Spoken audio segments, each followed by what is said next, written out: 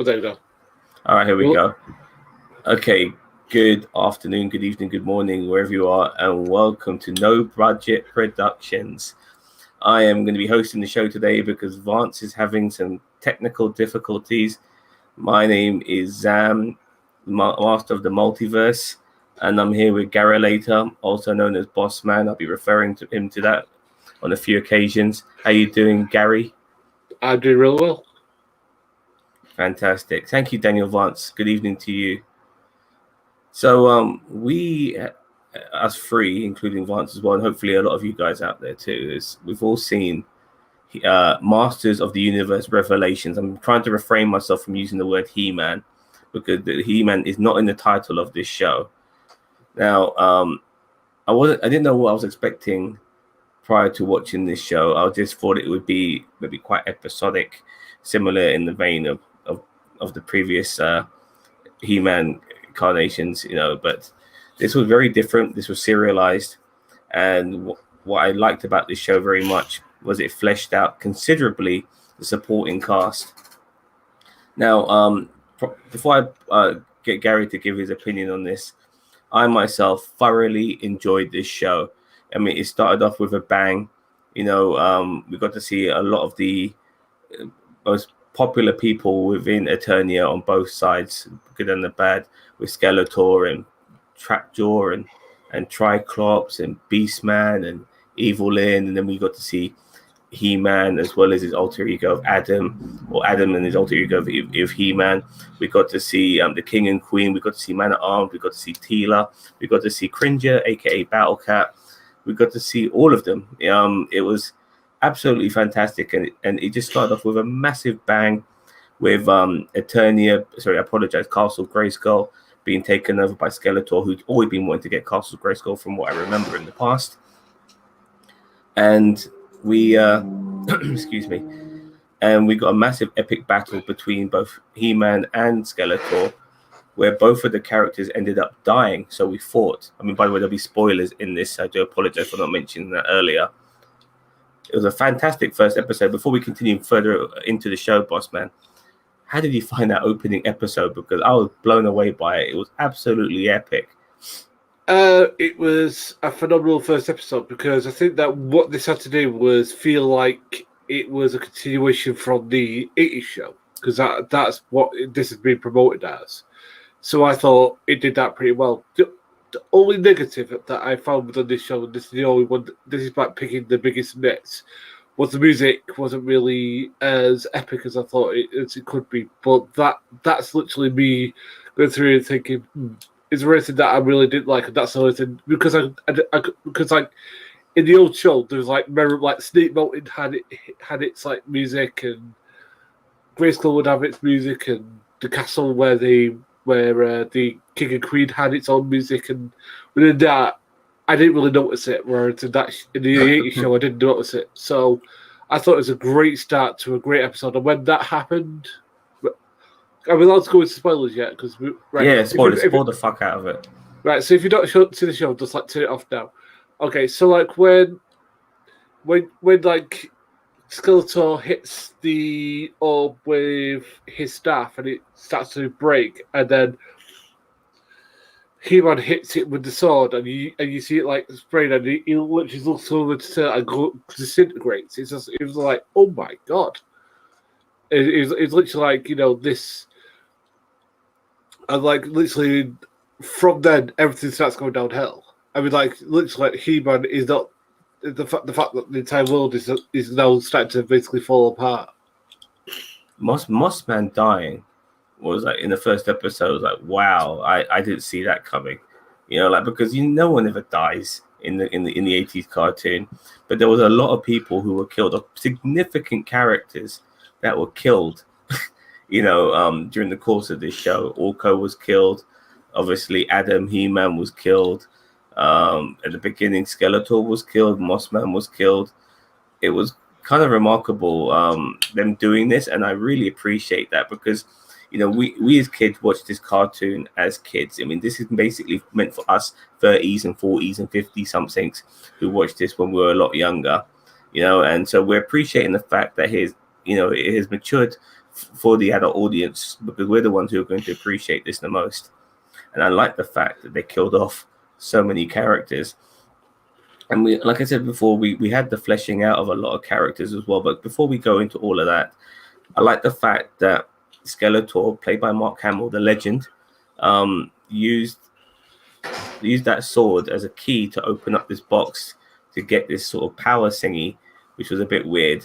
You know, that was the MacGuffin of the episode, I guess.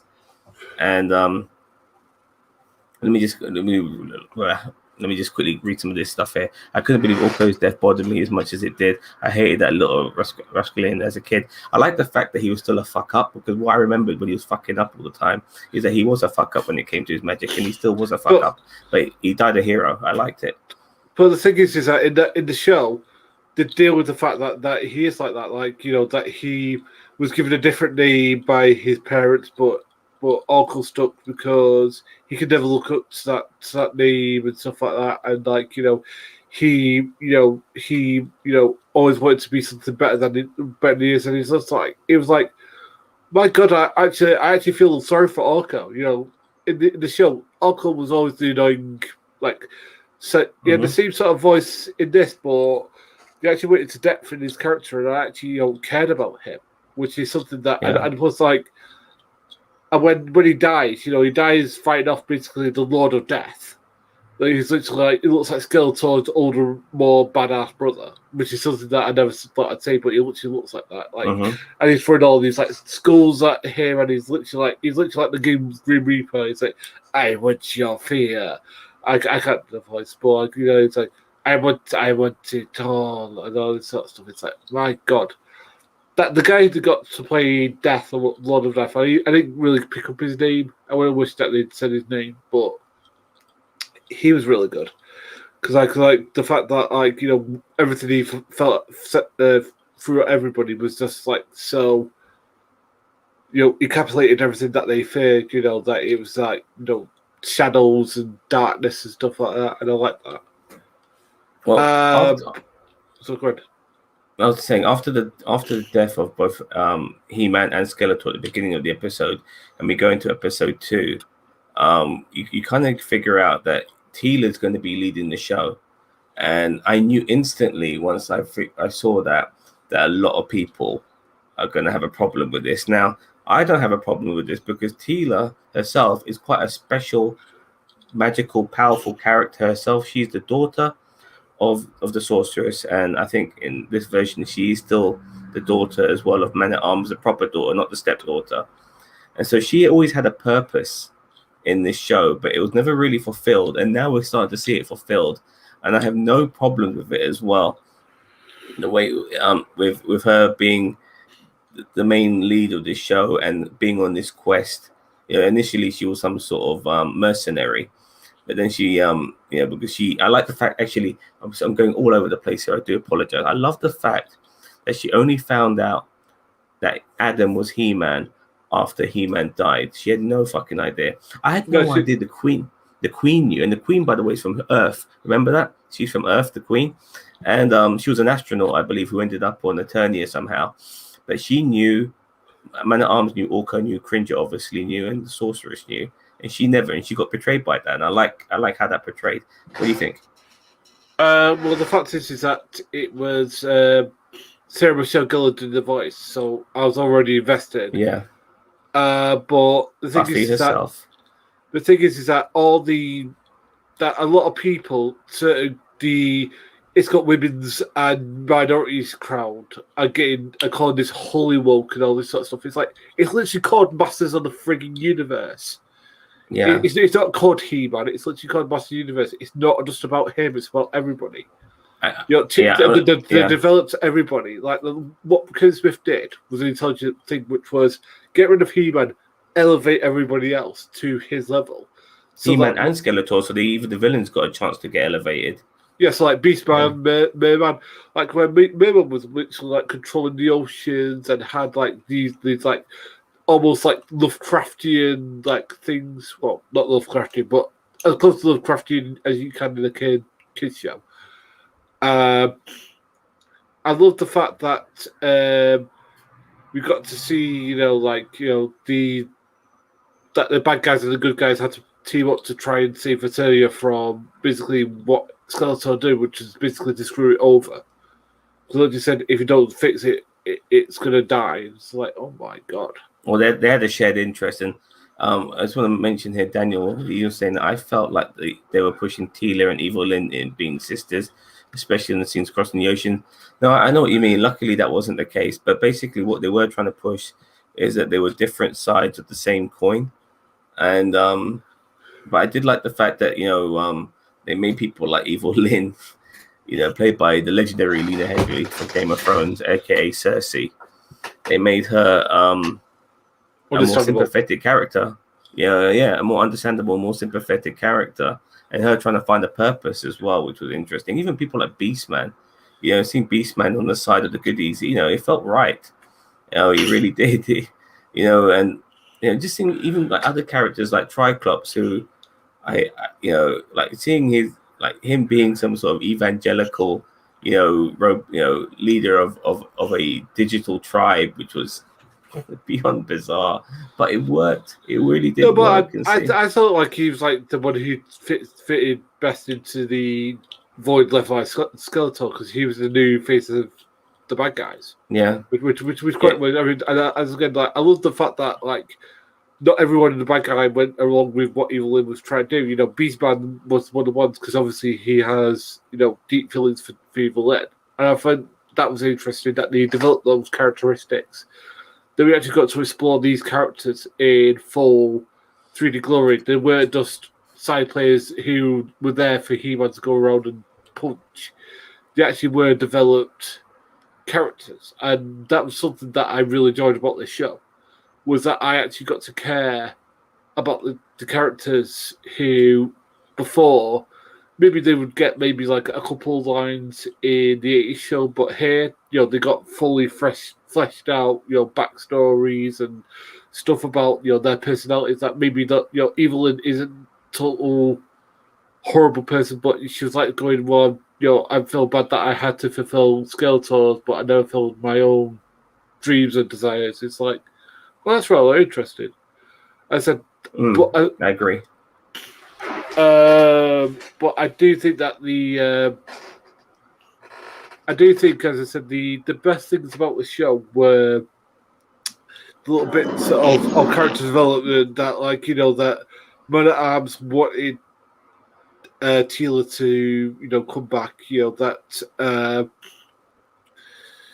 that when they went to the Land of the Dead, it was a really great episode. I think that was one of the best episodes, was when they're in the Land of the Dead, and you see that horrible Master of Death, what was his name? Sorry, Scareglow. Is that really what it's called? Scareglow? Scareglow, yeah. It's got some soul glow. I don't know. It looks a little bit like, if you ever watched Batman Beyond, it looks a little bit like the nuclear skeleton it had from that. But it was really good. He's going, I want your fear and all this sort of stuff, and he's like, that thing was creepy. I don't care if you're an adult or not. That thing was bloody creepy as hell. I thought, as I said, Orko still redeemed himself when he started doing the magical shit, the magical circle stuff. I literally the Lord of the Dead had to like struggle through these portals he created. It was just like, that is so awesome, and I just wish that Orko could survive, because again he earned it. Were you a fan of the swords being split in half and having a double purpose, like a yin and yang? Because I almost felt like maybe She-Ra is going to come on the scene, and then one of the swords is going to go to her, and Adam keeps it. I thought that's how it was going to to happen eventually. No, because it didn't happen like that. Because they're connected to form a thing that connects the universe. That highest power of the universe. So I thought the way that they explained that, that was. The most boring episode was the one after that, which was when he's on. What's it called? Where he's on, because that's the last in heaven. Yeah, it was basically in paradise, whatever, and he's got like Lord Greenskull. Yeah. That heaven seemed like kind of boring. Like, we're going to just chase fucking animals all day. It's like, that doesn't sound. It didn't for me. It sounded just as bad as hell, to tell you the truth. But I did, you know what I liked about this as well? We got to see a lot more Adam. I really liked it. I really liked seeing more because of Adam. everyone's going like, You know what I mean? no one wants to be there unless it's until him. But it's like, so even now they're pointing out that this guy, He-Man, is just a outward, Manifestation. I can never say that word properly. Yeah, of his real what he wants to do, but if he doesn't have the physique for it, so basically He-Man lets him do those things. So well, I'm sorry. No, go ahead. Go ahead. Well, the thing I enjoy, and first off, you guys taking over the show while I was having internet problems. Bless your heart. So if I phase in and out, like, let me know and I'll bleep right out again. So thank you both.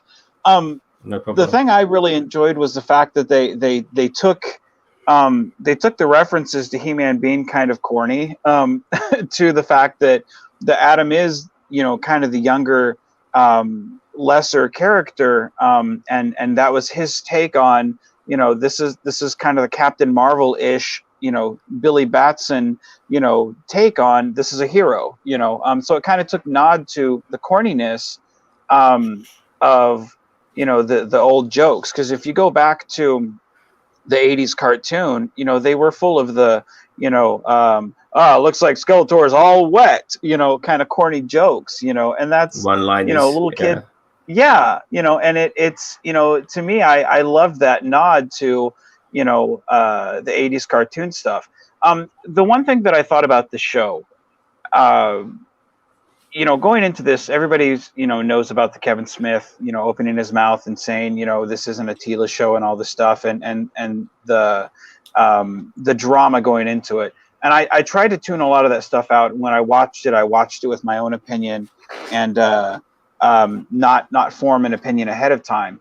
But watching the show, I really enjoyed it. I didn't see it as a woman, empowerment type show. I just saw it as, well, this is a show, it's very much in the world of He-Man. If Tila saw these things of, like, everybody around her is lying, this would be a natural progression, and it's an interesting story. Because that was one thing, I never really cared for Tila in the old show. I thought she was kind of a boring character, who had an interesting story that she's the sorceress's daughter. But we didn't, I never really cared for her. This was the first time that I actually found Tila interesting. Even in the 2002 He-Man show, I found her kind of boring. So this is the first time that I actually found her interesting. And the fact that it with He-Man and Skeletor gone, what is the world of Eternia?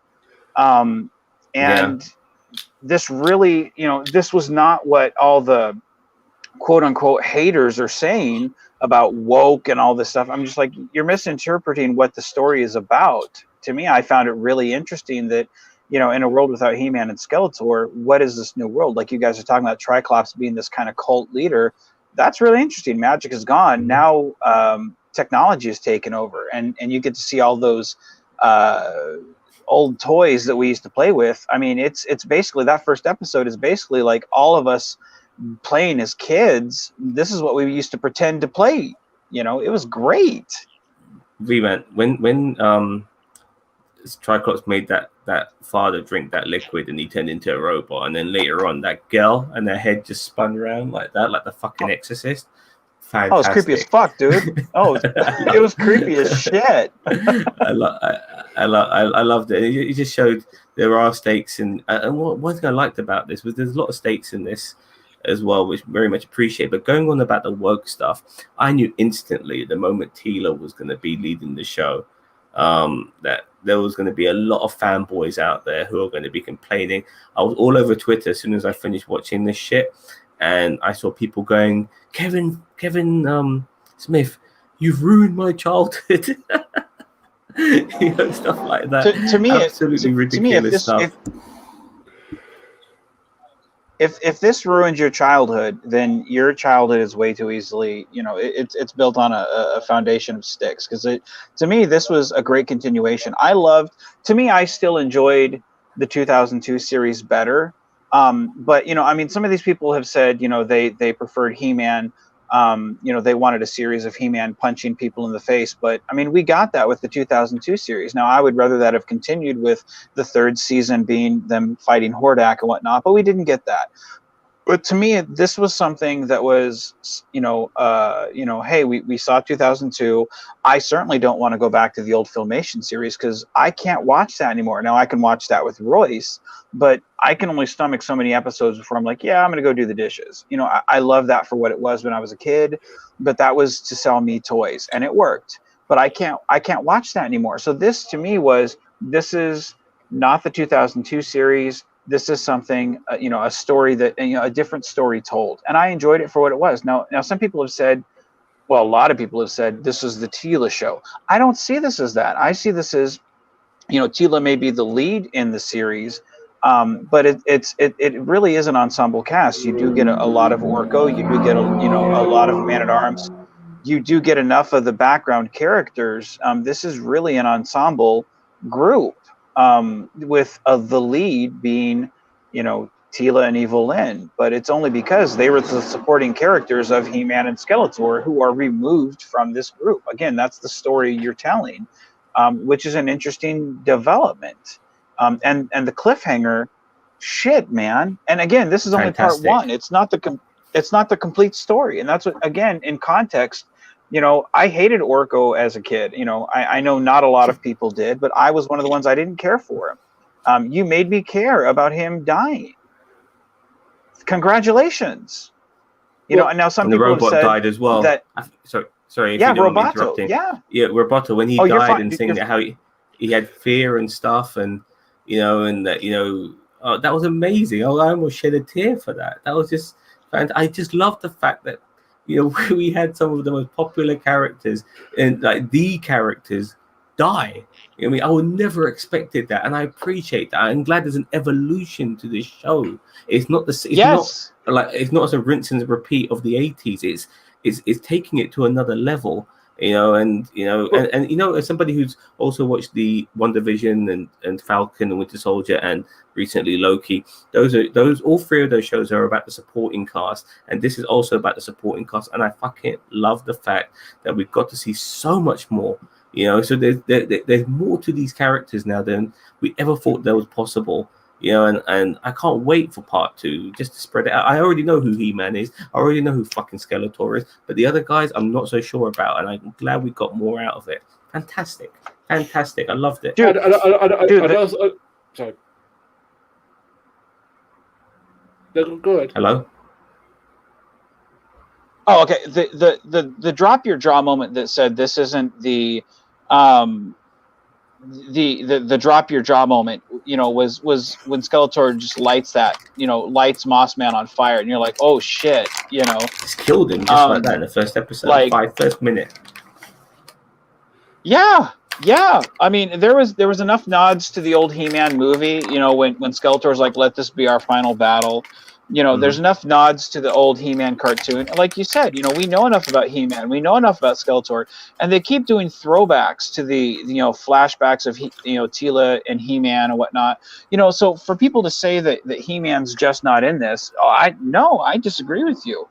For me, I don't need to see that. We've already seen enough of that. Give us this world that continues, like you said, the evolution of these characters. And again, this, go ahead. I was going to say, well, the thing that they did was that they actually made He-Man special. Because the thing is, what the old show used to do, and I don't know how much the old show used to have, they used to have the transformation every episode. Whereas this, it happens at the very beginning where he, does the entire transformation, and you see it in all its glory and all that stuff, and you have that nostalgia bit. But then after that, you don't see it because, because he's died, and then the next time you see it is when he gets it out again. He's got the return sword, and he does it to get the universe back into order and stuff like that. He does, by the power of Grayskull, and like the light comes down, and everything starts reforming. And you actually expect him to start training to Trevor, and this is the. Can we go into really big spoilers about the ending now? Yeah, go. Yeah, it's all spoilers, dude. Yeah, absolutely. Yeah, you're good. You're good, man. Yeah, but when he's about to say, "I had the power," and then all of a sudden you just see blood coming out of his mouth. It's like, what the hell? Fantastic. And then we don't see it. We just see like him fall, and everyone go, "Oh no!" And then we just realised it was Skeletor all along, and you was there going, "I was in." You think that's like, "Oh my god!" It's like I just seen what I thought I'd never seen, which was Skeletor kill Adam, and I'm just literally on the floor. The bad guy won, and you know me, I love bad guys fucking winning. Yeah, I love it. When he got the sword and then lifted it, lots of by the power of Grayskull, and he transformed into the thing, and he turned into basically, I don't know how do you describe this, like mega Skeletor. I don't even know, like he looked like weird. He had like a lot of like green, got dingle bleed and a lot of like stuff like that, and it's just like, and that was pretty decent. As I said, like, you know, the thing that they did, and they did this at the yeah, exactly. So like, I mean, Phil Coulson for sure. Because I think the change they did, because usually what happened in the old series was Power Grayskull would turn him into He-Man, and I have the powers to turn was the rest of it, but they didn't do that here.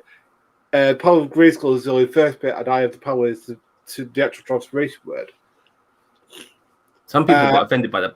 By the way, Bossman, when he was with the first, we only got to see the Adam turn into He-Man once, which was unfortunate to tell you the truth. But nevertheless, it was great. It was great. But when I saw him go, like, you know, by the powers, go out the power stuff, and he got all this shit going on his body, I felt like, you remember that show Centurions, where the guys go power extreme, all this shit going on their body. I thought it was good when you see the ghost bracelets, and when you saw the He-Man vest. Oh, when that fucking H came on his chest, I was like, yeah, I'm going to shoot my load right now. Fucking loved it. As I said, like, you know, the thing is that it was, as I said, the first fight was great. And then again, like, the thing is that, like, when he's about to do the second one, you actually want him to do it. Like, when he pulls the sword, you're like, yeah, you know, I was like, I've been waiting 5 episodes for this shit. And then when he was about to say, "I have the power," and as soon as you saw the blood, you're like, "What?" Because you weren't. Because the thing is, you weren't expecting it because you've never seen him that many interrupted before. But what you did, and you literally saw him like just drop, and you're just like, "Oh my god!" But Evil Lynn as well. Like, you thought she went on an arc, but just when it came to that moment, like, she's at that crossroads. Have I genuinely changed, or was I only doing what was convenient? And you realise she was only doing what was convenient. And she's still Evil Lynn, you know. And but I did think it was interesting when she said, "Oh, I started to like you." Yeah, she did, because they all bonded, you know. But they all had the same cause, which was to save Eternia, because they all live on that bloody planet. You know, like, it makes no sense for any of them for that planet to be destroyed without what was going to happen. So they all had the same purpose. But once the purpose was sorted, you know, the lines were drawn in the sand again, unfortunately. And she ended up being just as, you know, she ended up always being the person she was, you know, an untrustworthy person, unfortunately. And to know that, I don't know if I don't know if it's necessarily untrustworthy. I would use the one word to describe her: survivor. I mean, you know, untrustworthy maybe, but I mean, thinking about it, like, she does do what's best for her. In this regard, like, Skeletor is obviously the one in power. He-Man's no longer a threat.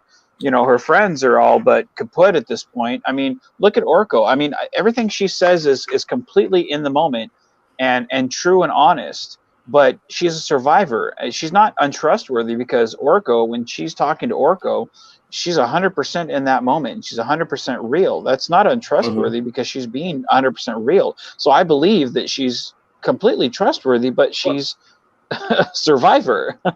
Well, she's got no morals, I guess, maybe. I thought when she was having that conversation with Orko, you know, that she changed a little bit, because, like, the thing is that they had a moment where they were connecting on a deep personal level, like, yes. Because the thing is, because we got to see more of their characters, the fact that they're not just these one-dimensional evil / good guy, you know, people, you know, Orko's not just the court gesture, you know, maybe his magic doesn't work the way he wants it to. You know, he's got a lot more depth to that, you know, that he feels himself to be a failure and all this other stuff, and it's like, and we got to see more of that. And with her, we got to see the fact that, you know, she does have feelings. She is, like, sympathetic, and she was actually felt like a real human being. And when she just goes back to Skeletor, it's just like, Yeah, she's just like a heartless bitch. I hate using that word, but she just is. I like the way Skeletor, when he came back, called her Linny, but it just reminded me of Mark Hamill's Joker a little bit, which I thought that might have been a little callback to as well. And I also remember there's so many callbacks as well, like when they were in heaven. I think it's called Paternia. I'm going to call it heaven for the sake of it. They had those flying discs. Now I believe we only ever saw them in the movie with Dolph Lundgren. I don't think they were ever in the television show or the cartoon. Or am I wrong? Those flying discs. Remember those discs? No, they're in the Master Universe film. So I yeah, that's what I'm saying. Yeah. They're in the Dolph Lundgren movie, so that was a callback to that. Yeah, obviously, yeah. They were never in the cartoon. I did fanboy hard at that, to be honest with you. So it was like, do you remember these? I was like, oh my god, they're from the Dolph Lundgren film. And then they made Grayskull, the man Grayskull. They made him black, and I thought, oh, here we go again. There's gonna be a lot of people are going to lose their shit over this. When I saw that, and it's Dennis Hillsborough, and I was like going, how long before the I hate all woke things mob start going over this? And again, I was watching something before this. Somebody who was subscribed to, I'm not anymore. Started on about holy woke and flaming, it's a totally woke show. Fuck the fuck off. Grow the fuck up. I totally agree. It's literally called Master Universe. It's not called He-Man. It's called Master of the Universe. And again, what it did was the intelligent things is that we all know who He-Man is and Adam is. We don't know who the rest of it is. Again, he can always come back. He can come back. There's nothing wrong with him now coming back. And conquering Skeletor, this will be his greatest adversary ever, and that's probably going to be a good story. Now, I'm not sure if I want He-Man or Adam to come back, because then it takes away. Like, he's died twice. If to bring him back after his second death would not be good. I would like Adam to stay dead. I would like He-Man to stay dead. And him, because that would be so unique for a show like this, which was constantly based around that character, to kill him off for good, and then have a new champion, which could be Teela. I have no problems with that. Because like I said, there was always something special about her. They always made out her to be a bit special. Then now they're fulfilling it. And she seems to be a very honorable person, regardless of her feelings. And I wouldn't mind her taking the mantle. Sorry, they did have. They did have, and forgive me if I do catch you guys off. My internet is still a little glitchy, so I don't mean to if I do. I know they usually do like seasons 2 with a lot of these Netflix shows, so I'm confident we probably will, even with fan backlash.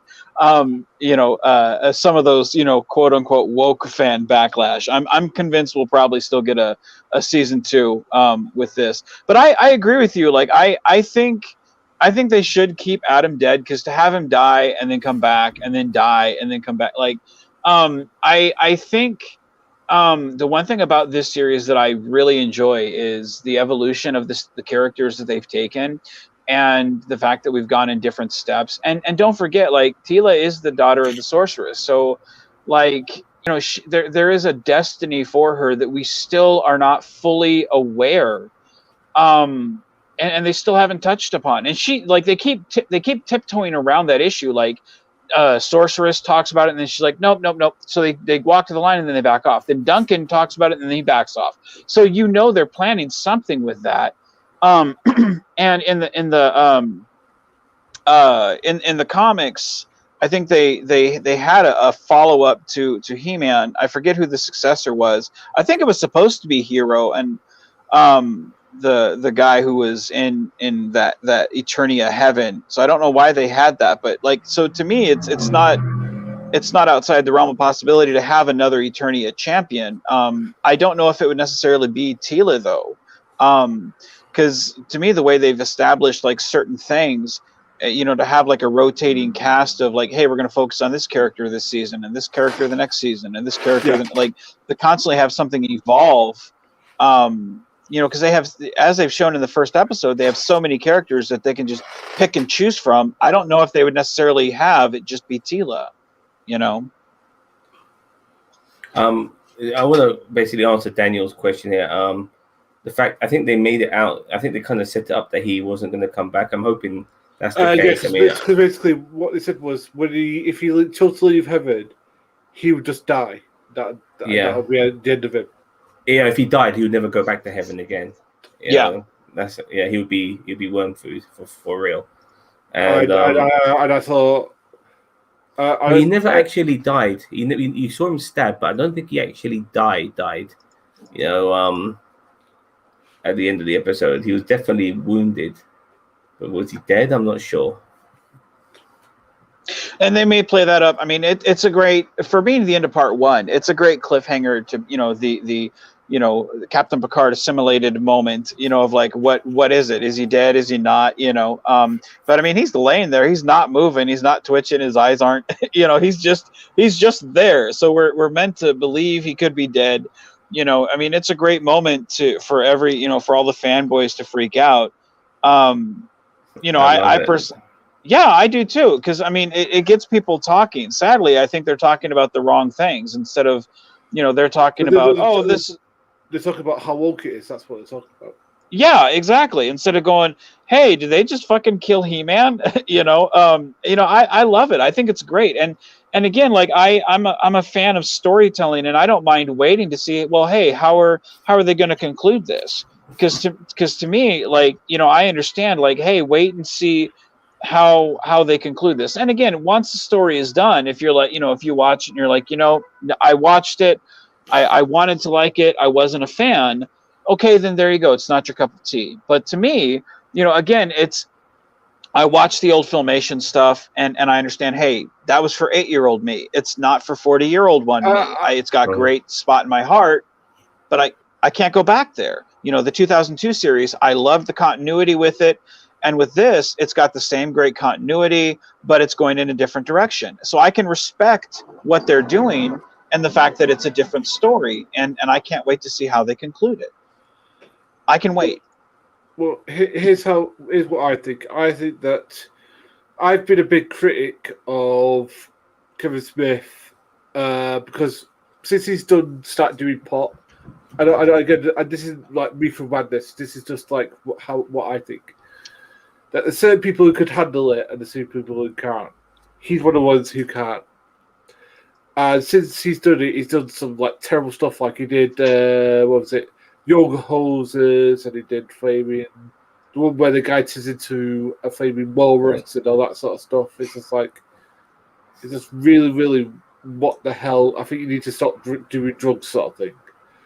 Well, I think what, he was better off a silent Bob when we didn't have to fucking hear him that much.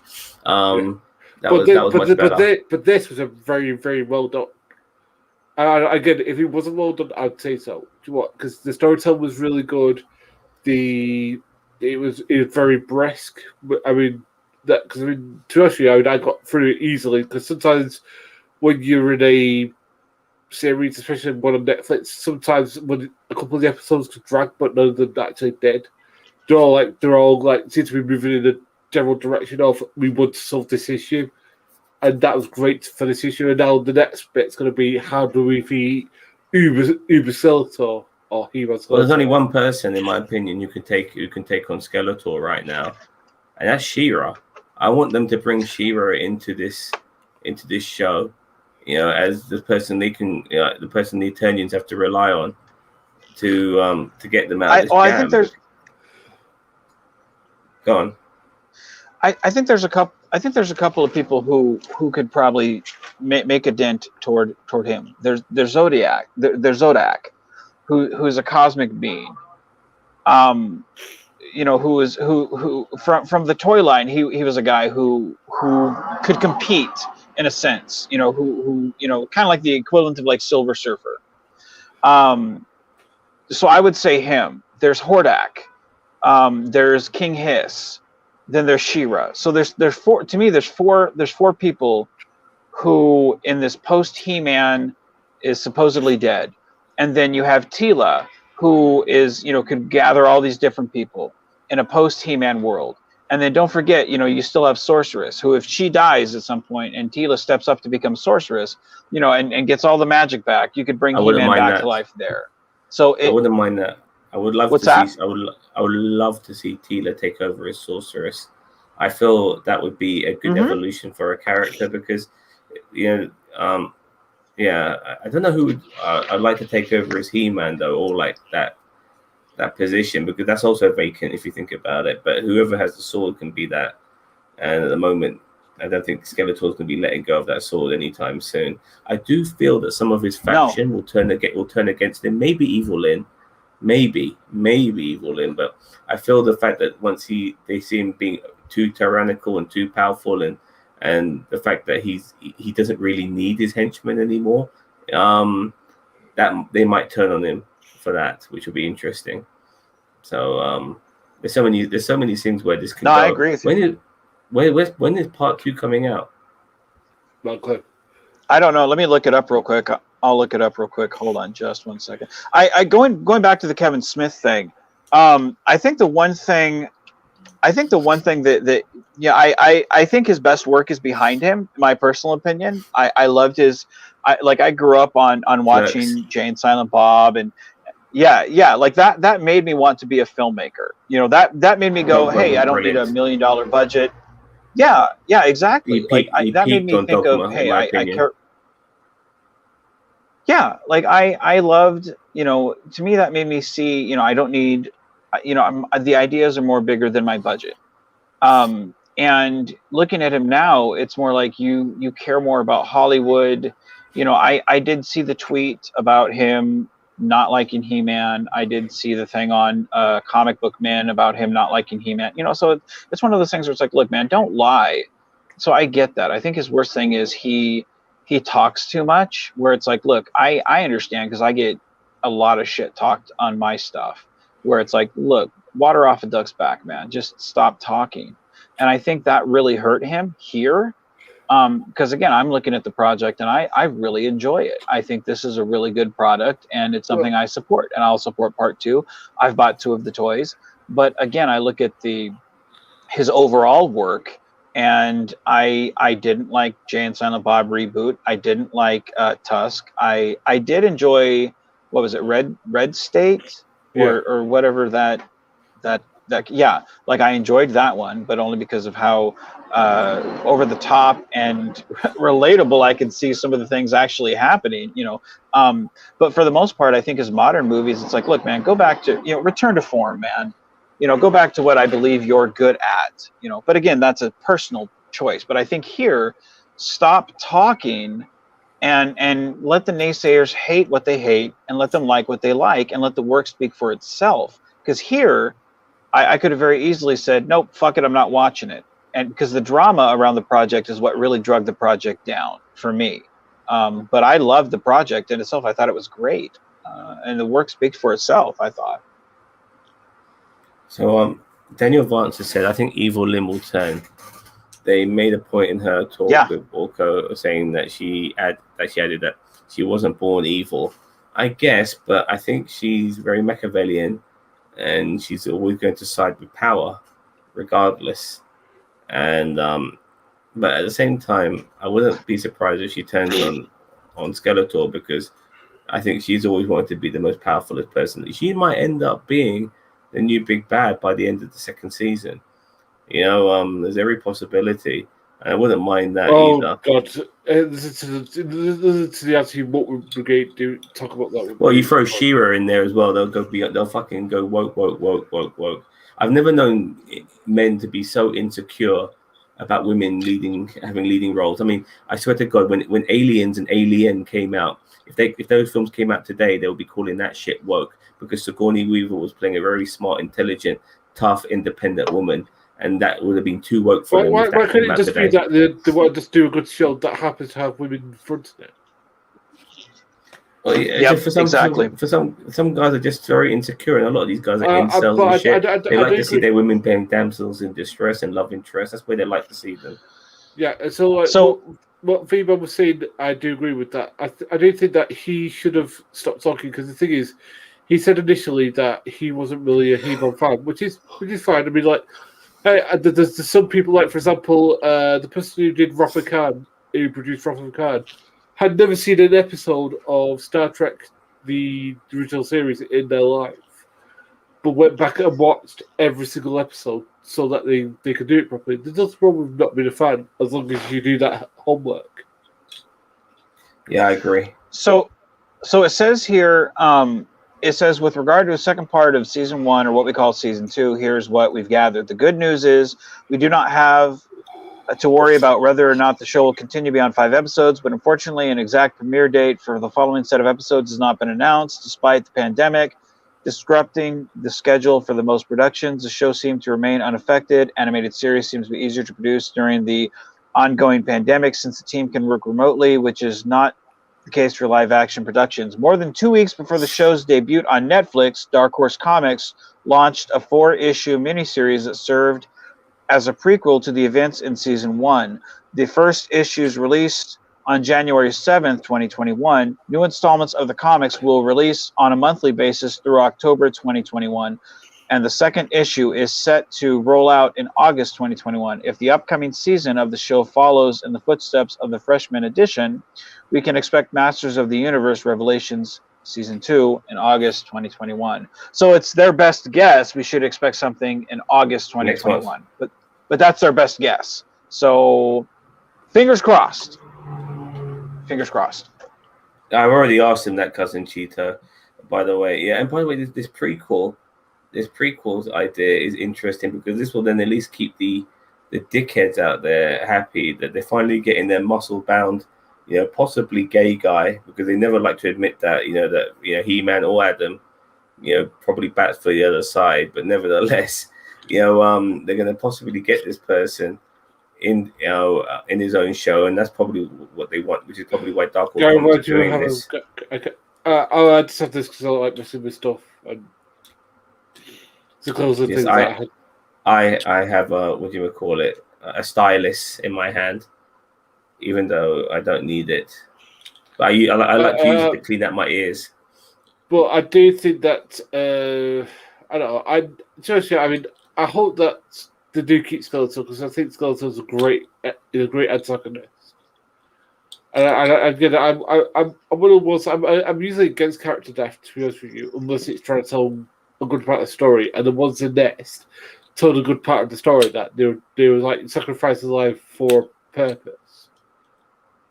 Yeah, for sure. And I think that's it'd be good if Merman came back, and maybe still mind about what happened with in the second episode. Yeah, and by the way, you saw like some of the voice talent we have for He-Man. I mean, not just Mark Hamill, but we had Lena Headey, obviously, as Evil Lynn. We had the guy who played that. Yeah, Sarah Michelle Gellar as Tilo. We had the guy who played Lord Davos as Duncan, as Man at Arms, which I never knew that was him. Henry fucking Rollins was goddamn Triclops. Yeah. That was amazing. One of the things, like Sarah Michelle Gellar, like the drama again going back to the drama behind this fucking show. Like Sarah Michelle Gellar said, this show will make it made Taylor relevant again, or something to that effect. And forgive me if I'm paraphrasing. Liam Cunningham, yes, thank you. Like everybody before this show was saying how Tila was always relevant. She was always and again, I'm looking at it from taking a step back and going, I don't know anything about this show because I haven't watched it yet. And I was not a fan of Tila before. Yes, she was always there, but it was like, I don't give a fuck about Tila because, she's a girl. I'm an 8-year-old boy. I don't care. Like, I want to see He-Man punch Skeletor. Like, Man at Arms was my favorite character as a kid. Like, I don't care about Tila. Like, so I'm sitting here watching this. Again, like, all those whiny fucking bitches that are crying about, this is now the Tila show, and how dare her say this, and we want He-Man. Like, it made me really sit there and look at the fan base and go, shut the fuck up. I'm embarrassed for you. And it's almost like you guys are 8 years old again. Grow up. Incels, a lot of Well, them. well a lot of people said, "Oh, he was a C class IP." It's like, no, it's a really good IP. It's just because again, it's got like this really good, rich magical idea to it. And also the thing is that like stop being such a gatekeeper. People can write what they like. Again, the thing is people are trying to. Kevin Smith's telling a bit of a different story with this, which I'm all for. That we're learning about these, characters. Well, if they had given us 5 episodes of the Filmation stuff, I wouldn't have fucking watched 5 episodes of that. I'd been like, nope, I'm fucking done. Like, no, I'm done. I'm gonna go take a nap. Because like I could not sit through that. And again, I love that for what it was as a kid. Sell me toys, great, I'm good. I'm on that bandwagon. I even had fucking Castle Eternia as a kid, and that thing was at the time like $150. Like it was a huge deal. I got that for Christmas. Like my friends were like, oh my god, that's so great. Like, I mean, dude, I had every fucking He-Man figure you could have. Like, man, so I was. You make a good point, because if it stayed the same, then people would be complaining, saying, "Well, you haven't really changed much, have you? You kept it the same." So you're damned if you do, if you're damned if you don't. They made some changes. They took some big risks with this, risks that I can appreciate. I mean, there's times when a show could be like me and Bossman. We disagree wholeheartedly with each other regarding The Last Jedi. He loves it. I fucking hate it. Yeah, but fair enough. They tried something different. It worked for him. It didn't work for me. The reason why a lot of people complain about it is over things about it being woke and shit like that. I don't hate that episode for that reason. I just don't think it progressed the film very much. I don't progress the characters very much. But nevertheless, we have our differences of opinions on it. And same with this. Like, this show has progressed. It's taken things on a different level, and it could work for you, or it might not work for you. But if the reason why it doesn't work for you is because there's just too many fucking women, then you have a problem with yourself. Because when I see stuff like that, it just drives me fucking nuts. Exactly. It does. If it's because the story doesn't really move you or emotionally grab you, that's fine. There's nothing wrong with it not resonating with you. There's nothing wrong with that. But the reason that it's not resonating with you is because it's too many women, or the women. Then you need to grow the hell up. I'm sorry. I'm the one who tells you to grow up. Because for me, when people start going on stuff about being woke, there is an air of bigotry, in my opinion, when they start saying this shit. Like, I see what the term woke used for when there's too many black people, let alone when there's too many, or basically too many non-white heterosexual males. It's any gay people or very trans people. Yeah, we can't have that. It's like, that's woke. They're trying to force it down the throat. No, they're trying to acknowledge that this is part of reality. These people exist. They live in our world. You know what I mean? And the fact that somehow, if we don't keep the status quo, it's all fucking woke. And I will fight that to my last breath, because that is not how the world fucking works. I am not a white heterosexual male. I'm fucking and I never get represented in anything. Somebody like me of my race, very rarely does somebody like me get represented in anything. And I have no problems. Sorry, go on. See, to me, I looking at that picture of the one that's splashed everywhere of Tila, Evelyn, I think Roboto, Beastman, and Orko. Seeing that picture, the one that they splash everywhere, and saying this is the and I put in quotations woke. And I sit there, I'm like, okay, I don't know, whatever with that. The whole time I'm watching the show, I'm seeing Man at Arms where I'm like, this makes sense for what Man at Arms, for what Duncan would feel. This makes it like King Randor kicked him out. This dude's a high pride military man. Like, I always saw like my dad in what Duncan was doing. Like my dad was high pride military man. This is Duncan. Like this is what would happen. Like my dad would relate to this. Like this is understandable. Like there's no demasculating him. Like this isn't what's happening. Like I do not understand where these people came from. And the whole time I never saw it as, Tila, Evelyn, and the other lady, I forget her name, as demasculating the men. I just saw it as these are she being a black woman as well. I knew that people would have an issue with that. I just saw it as every character was written appropriately and every character was written decently, and I enjoyed the way the characters were written. I never once saw them as, oh, they're all women. I just saw it as, no, they're characters, and I mean, everyone has an agenda. If it was just there to be like tokenish and stuff like that, I could understand if people be bad that, but it wasn't. They were there to be legitimate people. It's not just that, but I did know that people were going to be upset by this. I knew instantly with the world we're living in right now, this was going to fucking piss people off. I mean, even Loki's woke, and that had Owen Wilson and Tom Hiddleston, two white heterosexual males, or gender fluid in Loki's case, but two men leading the show, fucking woke. Falcon and Winter Soldier, two men leading the show. Okay, one of them's black, but it's still fucking woke. I mean, and even though they're doing subject matters which have been in the comics, but these fucking people are still calling it fucking woke, for fuck's sake. Well, because anything that isn't white male and white heterosexual male. Yeah, white heterosexual male. It's woke. It's like, grow the hell up, guys. Seriously, grow the hell up. Look, as somebody sorry, boss man. As somebody who's never, like I said, I never see myself much in media. Somebody who's like me. There was that one film recently about, I think it was called Yesterday or something like that, about this guy who's an Indian guy, but he's a British Indian guy like me, and he's singing all these Beatles songs, and nobody's ever heard of the Beatles before. Remember, what I'm on about?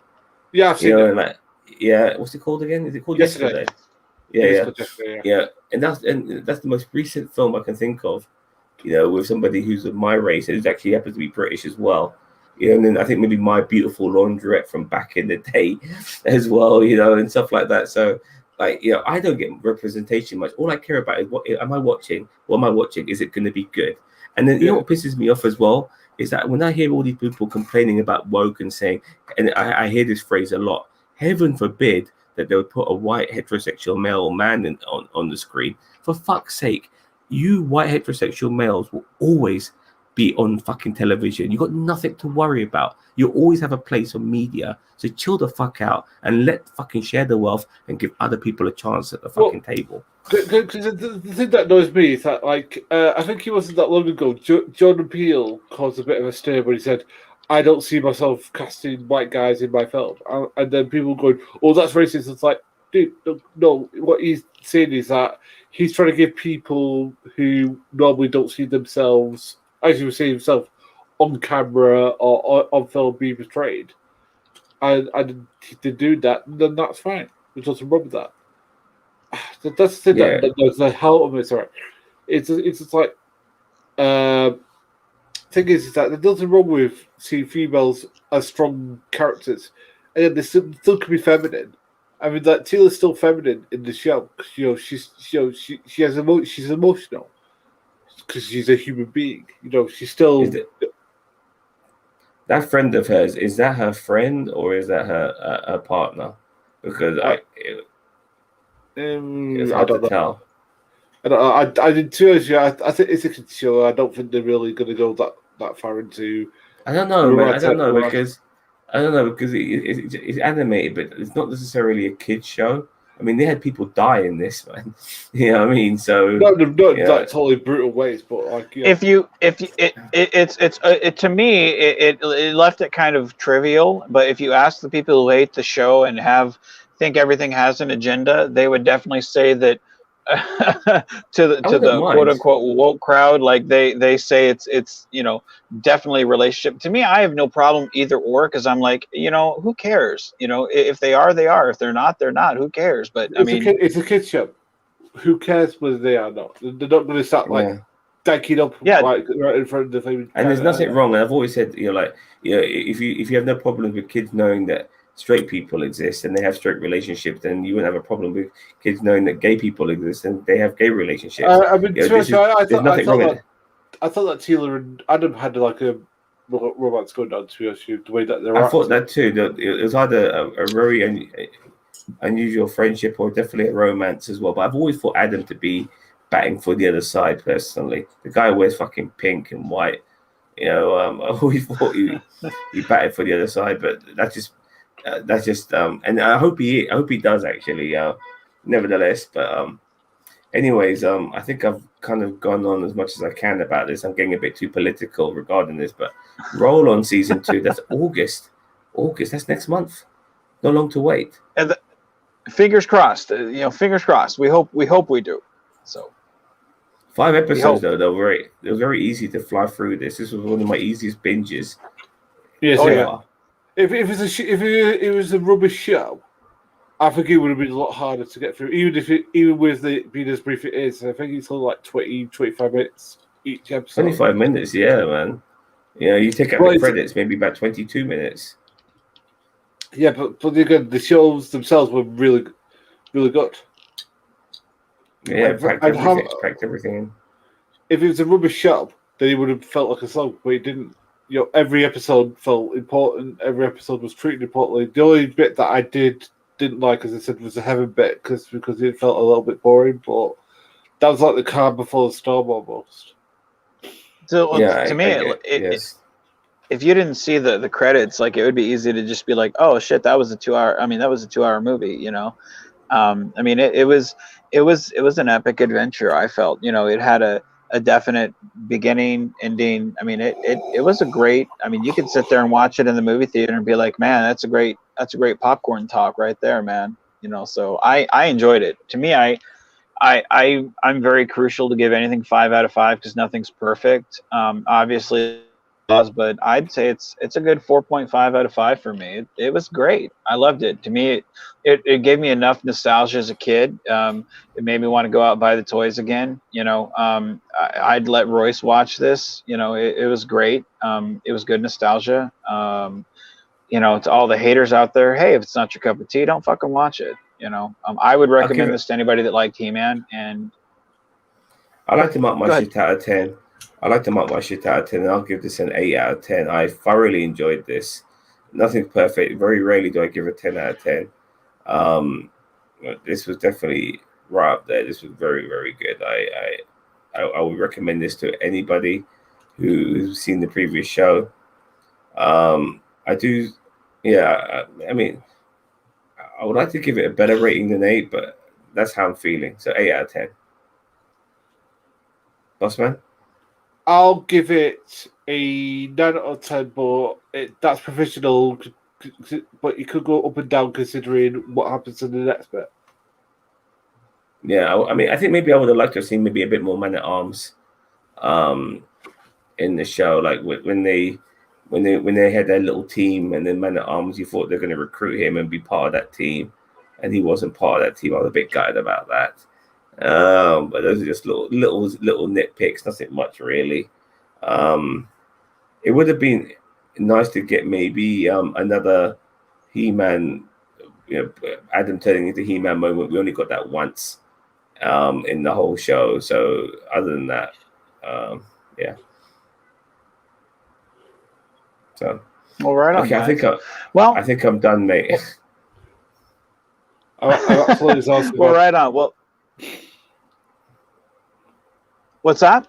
As I said, I'm exhausted as well. So sorry, it's like 1 o'clock in the morning for us. I'm fucking knackered. Oh, okay. Well, I want to thank you both, gentlemen, for coming on. And this is a lot of fun for me. I can't wait to do part 2. When we do part 2, you're both welcome to come and chit chat with me again. Hopefully, I'll have better internet. So, and also put us in a box. Thank you guys for coming on. I feel like I'm in fucking Dallas right now. The opening credits of Dallas. With the put me in a box next time. I got this lovely room with lots of shit, and I feel like I'm in the trash compactor in goddamn Star Wars, you know, getting squashed here with my big head. Yeah. I will see what I can do to make things better. So thank you very much. So, all right, guys. Well, with that in All mind, thank you both for coming on with me tonight. And all right, guys, with that in mind, you, everyone Daniel. in the chat, thank you guys for joining us. And Thank you. all right, guys, with that in mind, be genuine, be safe, and keep on geeking on, guys.